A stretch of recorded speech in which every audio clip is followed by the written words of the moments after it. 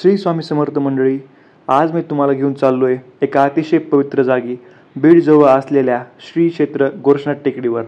येथे आज मी अनुभव घेतला हरिपाठ, टाळांचा गजर आणि सगळ्यात खास म्हणजे 37व्या वर्षाचे अखंड हरिनाम सप्ताहाची तयारी. हा अनुभव तुमच्यापर्यंत पोहोचवण्याचा प्रयत्न करतोय. चला तर सुरुवात करूया.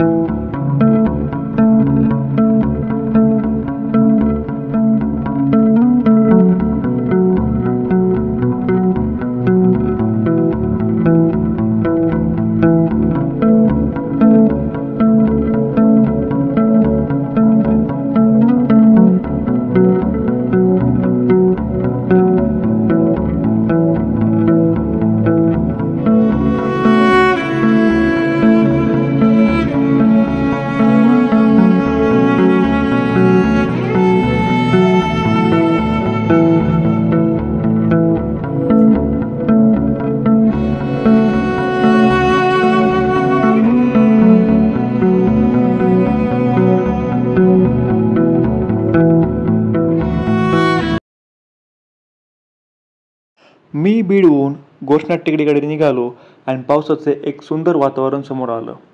रस्त्यावर मातीचा सुगंध, डावीकडे हिरवीगार झाडं आणि मधून पक्ष्यांचे आवाज एकदम स्वर्गसुखासारखं वाटत होतं. साधारण गोरक्षनाथ टेकडी हे बीडवरून 20 किलोमीटर अंतरावर आहे. रस्त्याचे काम चालू असल्यामुळे थोडा वेळ जास्त लागला.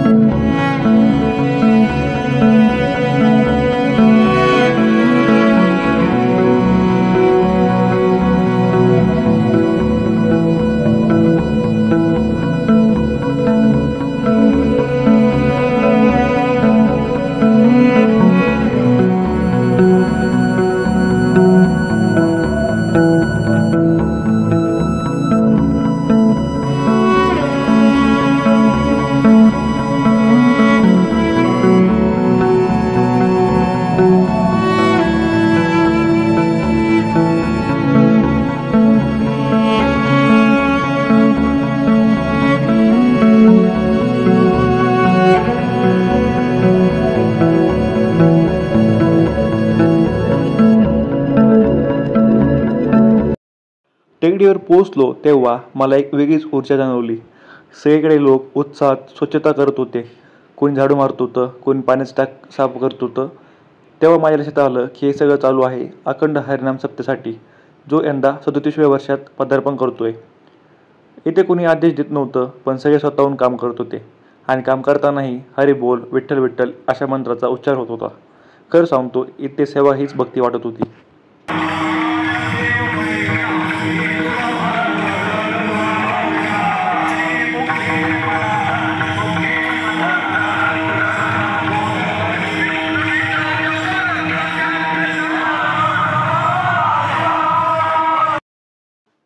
चला तर श्री गोरक्षनाथांची जन्मकथा जाणून घेऊयात. श्री मच्छिंद्रनाथ महाराज एकदा तीर्थयात्रेत असताना बंगालच्या चंद्रगिरी गावात आले.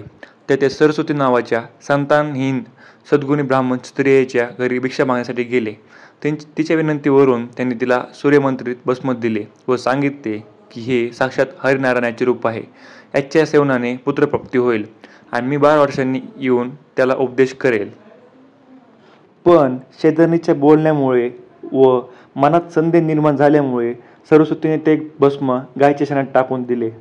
जेव्हा 12 वर्षांनी मच्छिंद्रनाथ महाराज परत आले व त्यांनी सर्व गोष्टी जाणल्या, त्यावेळी ज्या ठिकाणी सरस्वतीने ती भस्म फेकून दिले होते त्या जागी जाऊन त्यांनी हाक मारली व त्या शेणातून 12 वर्षाचे तेजस्वी पुत्र अर्थात श्री गोरक्षनाथ महाराज प्रगट झाले. त्यांच्या नावाचा अर्थ असा होतो की गौरवामधून जन्मलेले, अर्थात शेणामधून जन्मलेले. त्यानंतर श्री मच्छिंद्रनाथ महाराजांनी गोरक्षनाथ महाराजांना त्यांच्यासोबत नेले व त्यांना दीक्षा दिली. त्यासोबतच त्यांना शास्त्रविद्या, अस्त्रविद्या व योगविद्या शिकून सिद्ध बनवले. योग सामर्थ्याने गोरक्षनाथ महाराज चिरंजीवित्व प्राप्त केले. त्यांनी सिद्ध, सिद्धांत, पद्धती, गोरक्षबोध, गोरक्षशतक यासारखे महत्त्वाचे ग्रंथ लिहिले. ते गिरनार पर्वतावर दत्तात्रेयांच्या आश्रमात वास्तव्याला होते. नाथ संप्रदायात त्यांनी 84 सिद्धांची स्थापना करून संप्रदायाचा प्रचार केला. नेपाळमध्ये त्यांना पशुपतीनाथाचा अवतार असेही मानले जाते व तिथे तसेच गोरखपूर, उत्तर प्रदेश येथे त्यांचे मोठमोठे मंदिर आहेत. गोरक्षनाथ हे नाथ संप्रदायाचे महान योगी सिद्ध होते, ज्यांनी आध्यात्मिक जगात अजरामर ठसा उमटवला.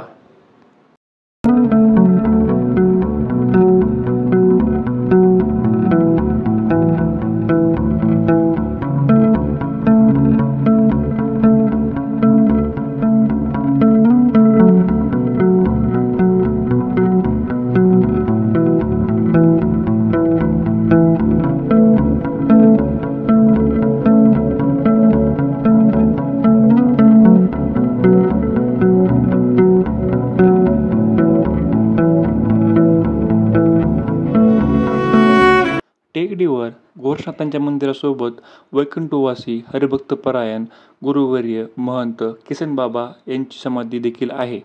त्याचे दर्शन घेऊन आम्ही टेकडीवर काही काळ घालवला.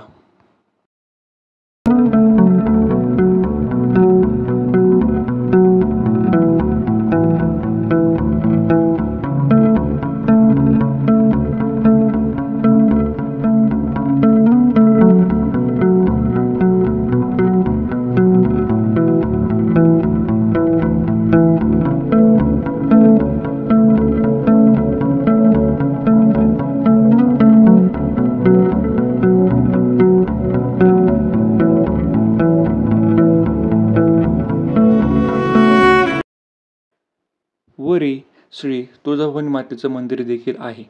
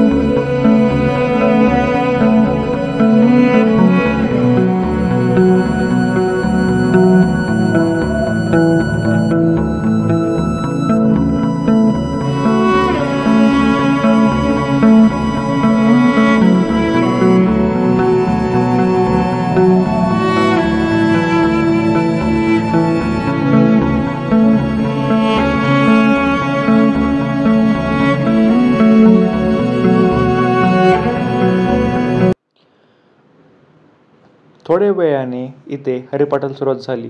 हरिपाठ म्हणजे विठोबाचं नाव घेण्यासाठी रचलेले अभंग. विशेषतः संत ज्ञानेश्वर महाराजांचे लिहिलेलं हरिपाठ जास्त प्रख्यात आहे. टाळांचा आवाज, चिपळ्यांचा ठेका आणि देवाचं गुणगान या सुरात एकदम अंगावर शहारे यायचे. हे सगळं ऐकताना वाटलं आपण एखाद्या देवाच्या दरबारात आलोय. लोक तल्लीन होते आणि मी देखील त्या भक्तीच्या लाटेत हरवून गेलो होतो. इथली खास गोष्ट म्हणजे लोक फक्त बसून ऐकत नाहीत तर ते सक्रियपणे सहभागीही होत होते. वयस्कर आजोबा टाळ वाजवत होते. एक लहान मुलगी हरिपाठ म्हणत होती. सगळ्यांच्या चेहऱ्यावर शांती होती. माझ्यासाठी हा क्षण खूप खास होता, कारण त्या टाळांच्या नादात मी स्वतःला विसरून गेलेलो होतो.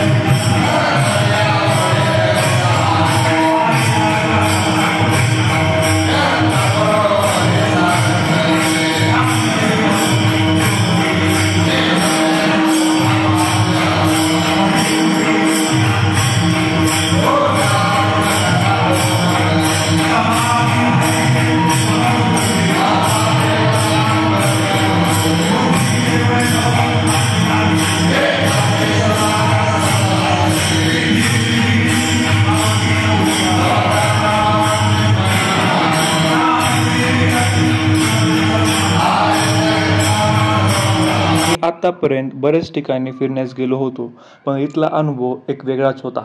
जर तुम्ही कधी बीडला आलात तर नक्की गोष्णात टेकडीवर या व श्री गोष्णात महाराजांच्या मंदिराचं दर्शन घ्या आणि जमलं तर इथल्या सप्तालाही हजर राहा.